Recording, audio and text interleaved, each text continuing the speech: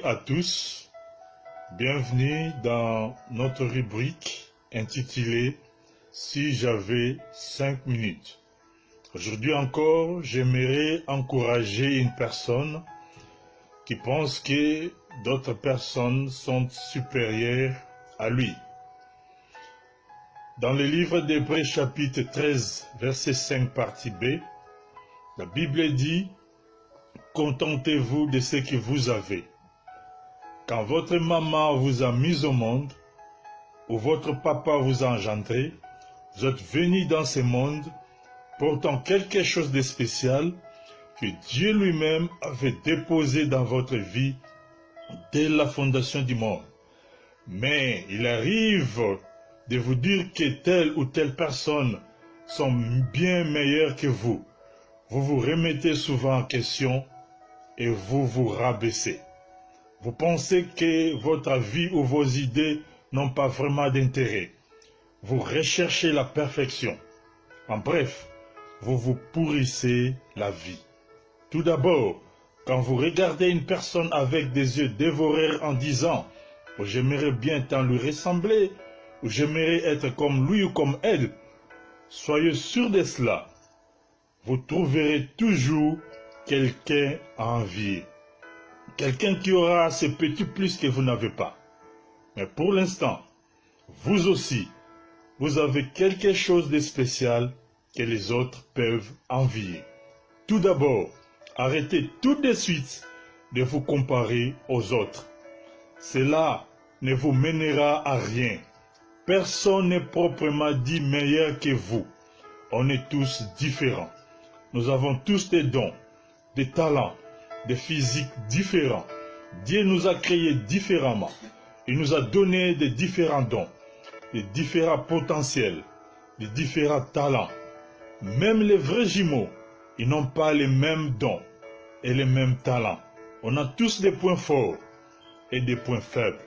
C'est-à-dire que chacun est fort dans son domaine d'expertise et il est faible dans un autre domaine. C'est pourquoi, dans votre destinée, vous aurez besoin de comprendre la notion de la complémentarité. C'est-à-dire que tout le monde a besoin de tout le monde. En fait, personne n'est meilleur que les autres. Personne n'est supérieur que les autres. Personne n'est supérieur à vous. Mais nous nous complétons.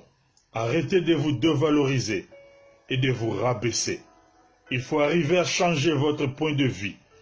Plus on se lamente sur son sort, plus on s'éloigne du succès. Si vous ne croyez pas en vous, personne ne croira en vous. À vous de décider si vous voulez évoluer et s'améliorer. Vous pouvez devenir meilleur à tout ce que vous entreprenez si seulement vous le décidez. Vous n'êtes pas limité à ce que vous êtes là maintenant à l'instant où vous m'écoutez. Si vous décidez de changer pour être encore meilleur, il vous faudra simplement emmagasiner des connaissances, de l'expérience et changer votre vision des choses. Les personnes les plus malheureuses de notre monde sont celles qui se soucient le plus de savoir ce que les autres font. Car si vous passez beaucoup de temps à chercher à savoir sur ce que les autres font, vous ne saurez rien sur vous. Prenez le temps de penser et d'améliorer les choses que vous êtes capable de faire, au lieu de vous borner à penser aux choses que les autres font. Vous aussi, vous avez des qualités que les autres peuvent envier. C'est bien fait, attendre que vous les reconnaissiez. Ne jalousez personne, car vous aussi, vous êtes spécial. J'aime cette citation qu'un homme de Dieu a dit. La jalousie, c'est l'école maternelle de la sorcellerie. Contentez-vous de ce que vous avez, de ce que Dieu vous a donné. Valorisez vos dons, vos talents, vos qualités. Démontrez aux autres de ce que vous êtes capable de faire et n'ayez peur de personne et de rien. Si tout le monde décidait d'activer ses dons, ses talents, de libérer toutes ses qualités et de maximiser ses potentiels, personne, je dis personne, ne serait jaloux de personne. Vous êtes qui vous êtes par la grâce de Dieu. Ne laissez personne changer qui vous êtes.